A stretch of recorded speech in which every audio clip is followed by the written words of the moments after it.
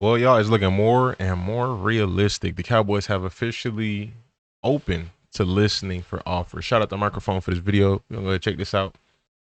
Packers seem like the number one option. We gonna see, man. I'm I'm thinking the Lions. That's what I'm thinking, but we'll see. In time. The only question is, when is that divorce going to happen and how is it going to happen? I think the NFL Players Association needs to get involved. I think the NFL needs to get involved because I think that's flagrant taking advantage, that's flagrant abuse of a player. The Dallas Cowboys. What is he referring to? Taking advantage and taking abuse? Micah's under contract. Yes, he deserves to be paid more than what he's being paid based off of his play, but he is under contract, so to say taking advantage and taking an abuse, I don't know if I agree with that. At the end of the day, it's up to the team to give him an extension, or give him a raise, but kind of a stretch in my opinion.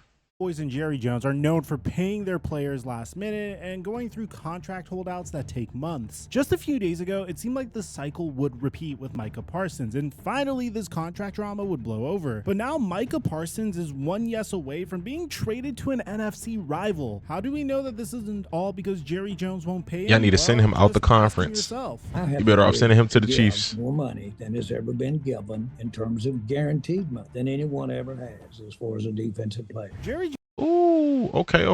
So is he saying he's willing to do that when it's time to do that, or is he saying he's willing to do that right now? Jones isn't entirely blameless in this situation, but neither is Micah Parsons and his agent David Mulugheta. There's been accusations of tampering, predatory behavior, and lack of leadership, but what if I told you all this smoke led to no fire? What if I told you this is all a part of Micah Parsons' plan to become the highest paid non-quarterback in NFL history?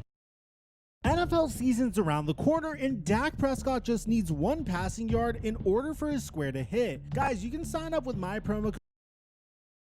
Sorry, Doc. Micah Parsons' Jerry Jones feud is very simple. Micah Parsons has approached Jerry in the past about extensions, and Jerry Jones has pushed him off until the final year of his contract. Now that it's here, Micah wants his money, and notoriously cheap owner Jerry Jones just won't pay him, so he's pretty much forcing Micah Parsons into requesting a trade. You would think this is clean cut and over, right? Hold on. Wants his money, and notoriously cheap owner Jerry Jones just won't pay him, so he's pretty much forcing. What's going on, everybody? On the surface, this Micah Parsons Jerry Jones feud is very simple. Micah Parsons has approached Jerry in the past about extensions, and Jerry Jones has pushed him off until the final year of his contract. Okay, so he's in a final year of his contract. Okay. And notoriously cheap owner Jerry Jones just won't pay him, so he's pretty much forcing Micah Parsons into requesting a trade. You would think this is clean cut and over, right? Well, you couldn't be more wrong. Let's go back to March really quickly, where Jerry Jones claimed he had a handshake deal in place with Parsons to give him the most guaranteed money in defensive history. Here's what happened when he tried to send the details over to Parsons' agent, at least according to Jerry Jones. Yeah, Mike and I talked, and then we were going to send it over to the agent. The agent told us to stick it up our ass. Now, what I said the in heck? the last video that this report is a little sketchy. I mean, Jerry Jones is notorious for doing this with all of his players, whether it was Dak Prescott, CeeDee Lamb, and now Micah Parsons. I mean, there's a reason why CeeDee Lamb came out and tweeted in support of Micah when Micah originally demanded a trade. But if you ask Micah Parsons, apparently he thought they just agreed to a starting point, as in there was more negotiating to be done between Jerry Jones and his agent. Not only that, but they're saying that they never told Jerry Jones to stick it up his ass at all. If that was the case and Jerry Jones is lying, then why did Parsons' agent not try to negotiate with Jones based off of the terms that they agreed to start on? Something just doesn't add up here. It's a gigantic game of he said and she said, but we don't really know what side we should take here. But if we can take one thing away from this situation, it's that Jerry Jones should not be negotiating with Parsons by himself. According to the NFL's collective bargaining agreement, if a player is represented by an agent or agency, they must be present for contractual negotiations. Jerry Jones literally admitted to violating the NFL Players Association's collective bargaining agreement. If that entire event isn't weird enough, well, listen to this. Jerry Jones decided to publicly take a shot at Micah Parsons for not being healthy, despite despite the fact that he's missed 4 games in 4 seasons. Just because we sign him doesn't mean we're going to have him. He was hurt 6 games last year. Seriously. Now turned into a personal argument with the greatest defensive player that has ever been on the Dallas Cowboys since the year 2000. Jerry real. I mean, what changed? Just Sometimes a few years ago, that I know Jerry of, Jones but was saying this to Micah Parsons. sometimes, you know,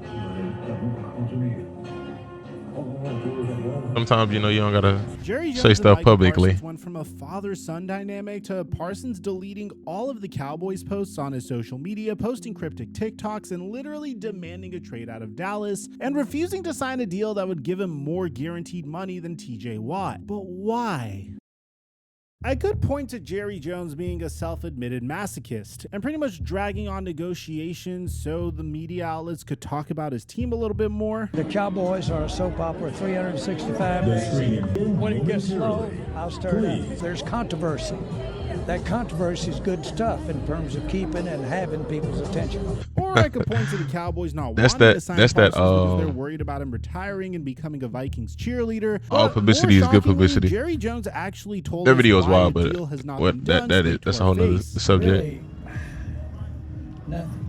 So why don't you talk? Again, nothing. When asked why he's not negotiating with Parsons, he said that there's no reason. So Jerry Jones sent over the contract that would give Parsons the most guaranteed money in defensive history, and they just didn't answer? I mean, this means Parsons and his agent are simply refusing to work with Jerry Jones. And here's where the tampering gets involved. Micah Parsons' agent, David Mulugeta, has a very popular, effective, yet painstakingly awful way to get a deal done. And that's by basically holding his clients hostage. Mulugeta has represented players like Deshaun Watson, Jalen Ramsey, Michael Thomas, and Jesse Bates. And what do all these players have in common? They either held out, refused to play, or refused to sign an extension with their current team. This resulted in signing a new deal elsewhere, or They all get resetting paid, the though. market with their current team. Basically, David Mulugeta is getting in the way of Micah Parsons becoming a That sounds like a money first agent. He's not about loyalty to the team. He's about, I'm going to get you paid the highest amount that I can. You know what I mean? Which is good and bad, because sometimes, maybe the players genuinely don't want to leave. And at the end of the day, the agent is worried about getting themselves paid. So the higher your contract is, the more I get paid. So they trying to get the most money possible. But I'm curious about that. Let's say the agent is trying to get himself paid, obviously.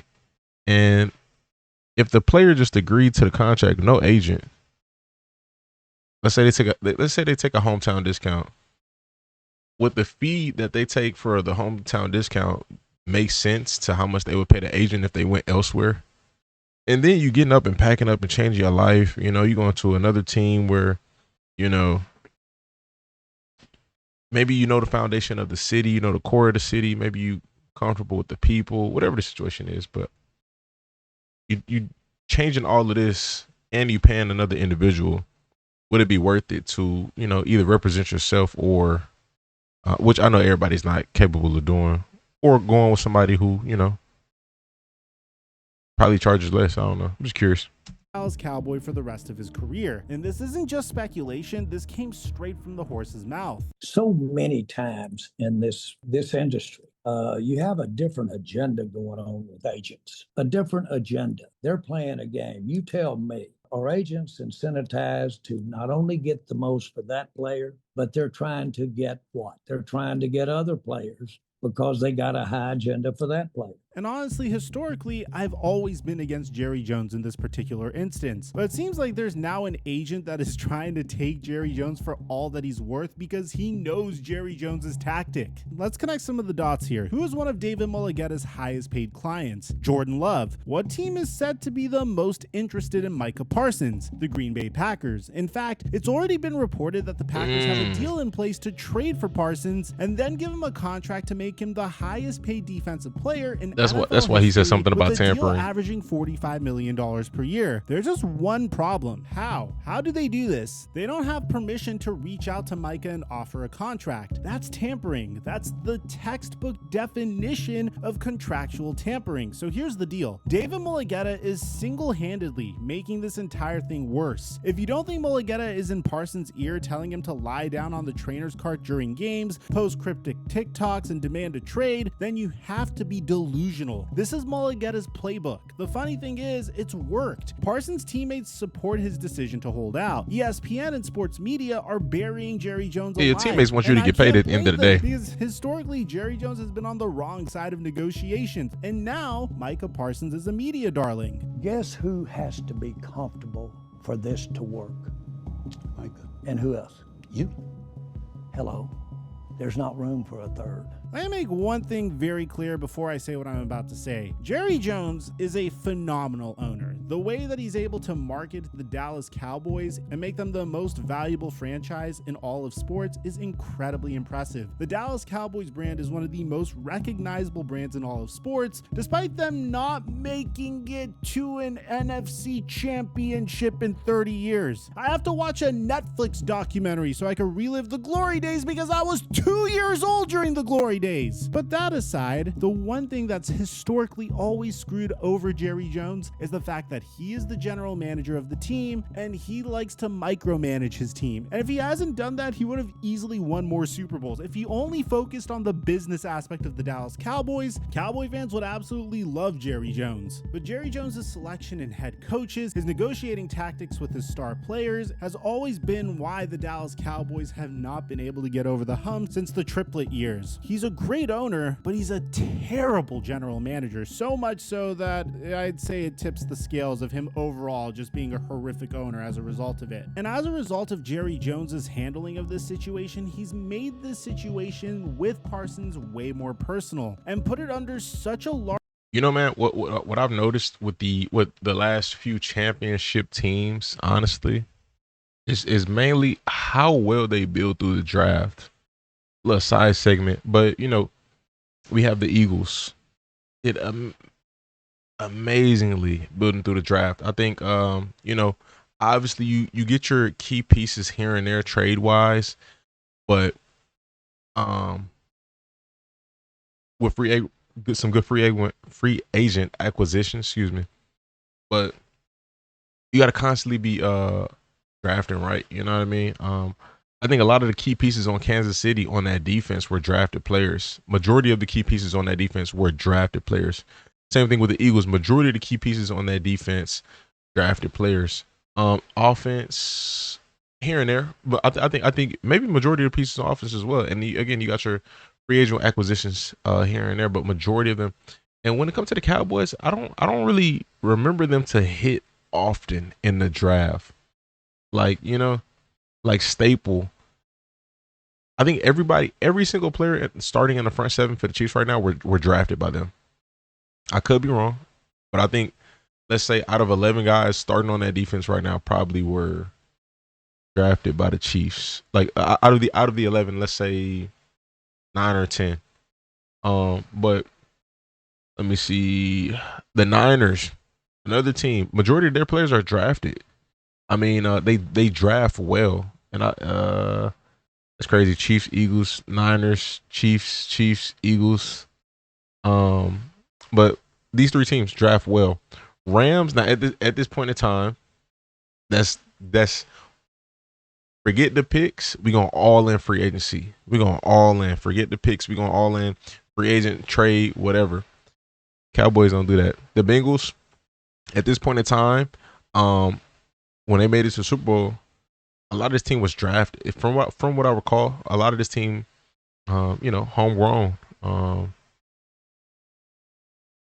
The Bucks, that's another one. All in on them picks. I mean, not all in on them picks, but like, you know, heavy acquisitions for when it comes to free agents. But you know, just going back to it, some of the things that these top teams do, they're very aggressive in free agency, or they're really good when it comes to drafting.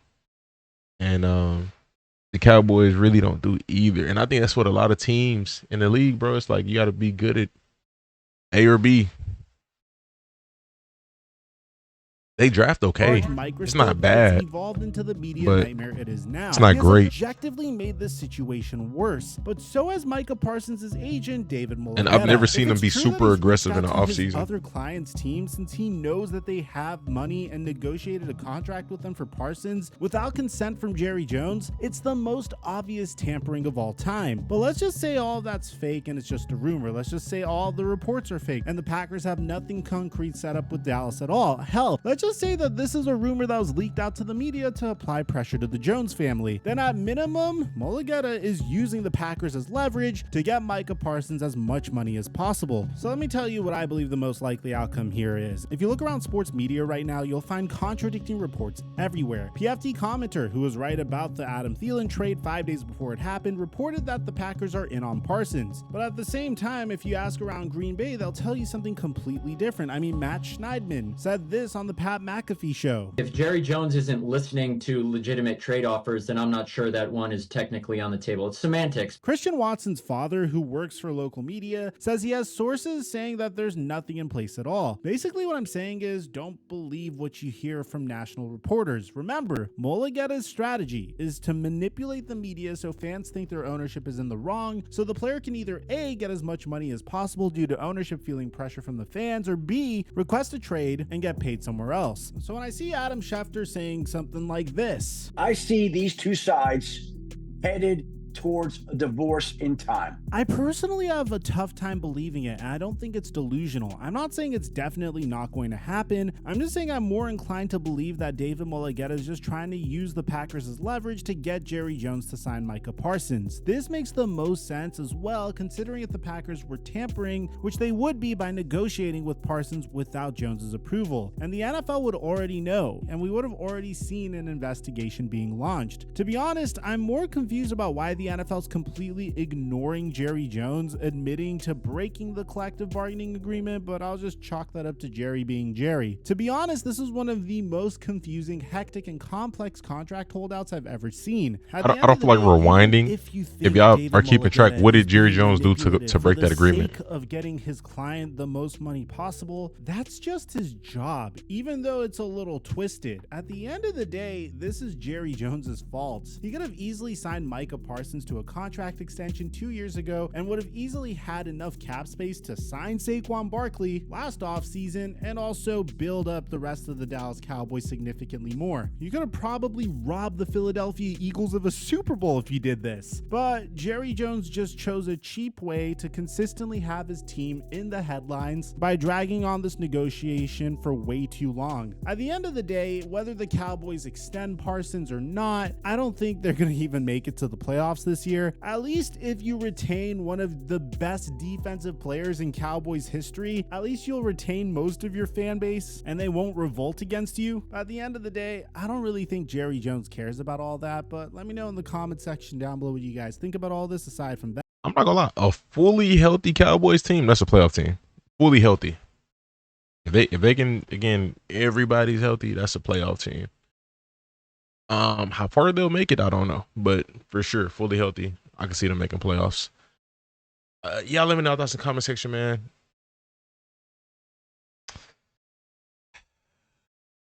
I one thing I don't kind of understand is like, well, I guess you know what, the agent, he wants the money right now. That's why Michael's holding out. Michael wants the extension right now. He don't want to wait till the off season. He don't want to wait till nothing. I want my money now. And the leverage is there's a team right now willing to pay me that money right now. And, you know, I can kind of get it. You know, the owners don't see it a part of their plan to take out money right now. Because, you know, I'm curious how rich these owners are. You know, like, yes, they own a business that generates billions of dollars, but I'm curious, like, how much money they have liquid, you know? And if they are truly a billionaire, it shouldn't even be much to look at. Maybe crunching the numbers, you know, and like making sure that this contract can fit our roster without us having to remove too many people. But again, even if it doesn't, you got your core pieces, and you need to just go build through the draft and build through cheap free agent contracts. I mean, that's just what it is. You got to be aggressive in the draft, and But I'm gonna cap it off there. Y'all let me know your thoughts in the comment section. Subscribe, stay tuned, stay blessed.